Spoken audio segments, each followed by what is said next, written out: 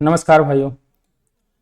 आज हमारा यूपीपीसीएस जो पॉइंटर चल रहा है उस क्लास में हमारा आज का टॉपिक है भागवत संप्रदाय और ब्राह्मण धर्म। ठीक है, चलिए देखते हैं। अब यहाँ पर देखिए, ये दिया गया है सूची 1 में, इसको सुमेलित किया है। सूची 1 में दिया गया है दर्शन और दूसरी सूची में दिया है मोक्ष प्राप्त करने के तरीके। ठीक है, तो इसमें अब पहले से ही मिलान किया गया है तो इसको हमको मिलान करने की आवश्यकता नहीं है। आप इसको समझ लीजिए।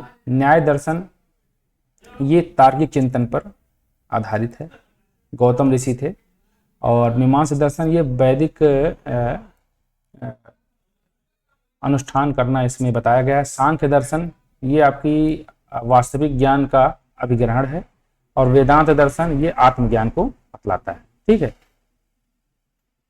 वह देवता जिसको कला में हल के लिए प्रदर्शित किया गया भैया बलराम जी हैं। रामायण के लिए वह कांड जिसमें राम और हनुमान की पहली भेंट का वर्णन हुआ है किष्किंधा कांड हुआ है।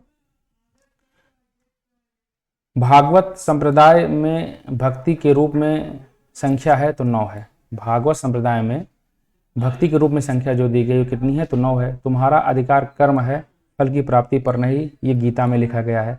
मोक्ष के साधन के रूप में ज्ञान, कर्म तथा भक्ति को समान महत्व दिया गया है तो भगवत गीता में दिया गया है। ठीक है, भगवत गीता में मोक्ष, ज्ञान और कर्म के रूप में दिया गया है। मोक्ष के साधन को भी दिया गया है, भगवत गीता में दिया गया है। यार यहाँ बगल में रहते हैं, बहुत डिस्टर्ब करते हैं लोग। भागवत धर्म से संबंधित प्राचीन अभिलेखी साक्ष्य मिलता है तो हेलियोडोरस के बेसनगर अभिलेख से। ठीक है, आदि शंकराचार्य द्वारा स्थापित 4 मठ स्थित हैं, जोशी मठ, द्वारका मठ, पुरी मठ और सिंगरेरी मठ। ठीक है, तो 4 दिशाओं में 4 प्रकार के मठ यहाँ पर दिए गए हैं। नयनार थे तो शैव अनुयायी थे। दक्षिण भारत में अलवार और नयनार थे। अलवार जो है वो विष्णु भक्त थे और नयनार जो है शैव भक्त थे। यहाँ देखिए 2 सुमेलित सूची दी गई सुमेलित करने के लिए, सूची 1 सूची 2। वल्लभाचार्य ये पुष्टिमार्ग के कवि थे। पुष्टिमार्ग का जहाज आपको सूरदास के बारे में बताया गया है और पुष्टिमार्ग सूरदास इनके शिष्य थे। रामा अनुजाचार्य विशिष्ट द्वैतवाद के जनक थे। मध्वाचार्य द्वैतवाद थे। द्वैतवाद का क्या मतलब होता है? द्वैतवाद का मतलब ये होता है कि ईश्वर और आत्मा दोनों अलग अलग है। और शंकर ने क्या था? शंकराचार्य अद्वैतवाद थे। उन्होंने कहा था कि ईश्वर और आत्मा दोनों अलग नहीं, एक ही हैं, दोनों एक ही हैं।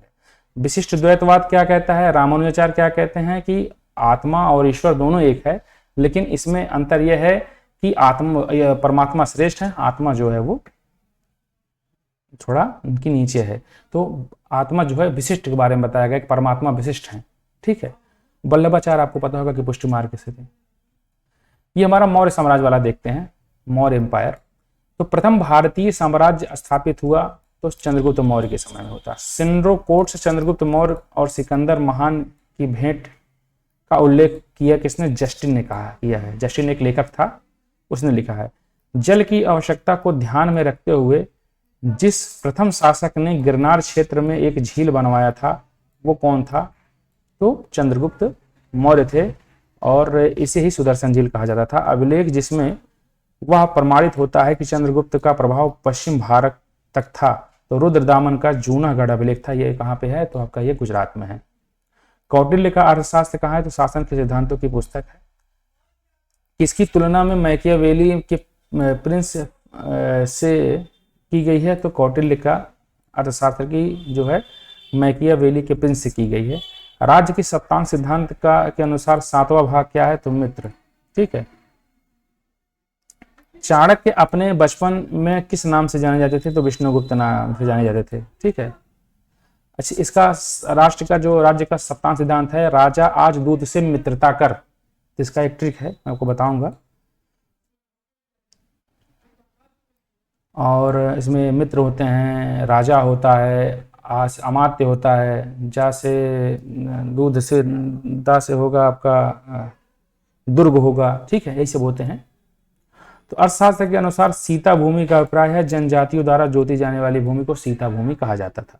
ठीक है, वे शासक जिन्होंने गिरनार क्षेत्र में जल संसाधन व्यवस्था की ओर ध्यान दिया था तो चंद्रगुप्त मौर्य और अशोक थे। ठीक है, वह राजा जिसके एक अभिलेख से सूचना मिलती है कि शाक्य मुनि बुद्ध का जन्म लुम्बिनी में हुआ था तो अशोक का।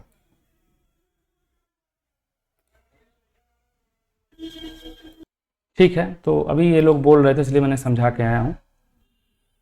तो सारनाथ स्तंभ का जो निर्माण किया था किसने? अशोक ने किया था। ठीक है, मृगदाव है सारनाथ धर्म चक्र परिवर्तन पहले जो है उन्होंने ही वहां पर जो बुद्ध ने दिया था। तो सारनाथ स्तंभ किसने बनाया था? तो अशोक ने बनवाया था। अशोक द्वारा स्थापित सबसे सुरक्षित स्तंभ है लौहरिया नंदनगढ़ अभिलेख। अशोक का वह अभिलेख जो कनक मुनि बुद्ध के अस्तित्व को प्रमाणित करता है, निगाली सागर स्तंभ अभिलेख। गुर्जरा अभिलेख शिलालेख जिसमें अशोक का नाम उल्लेख किया जाता है, मध्य प्रदेश के दतिया जिले में। अशोक के निम्न अभिलेखों में से पूर्ण रूपेण धार्मिक सहिष्णुता के प्रति समर्पित शिलालेख है तो शिलालेख नंबर 10-2-12 है।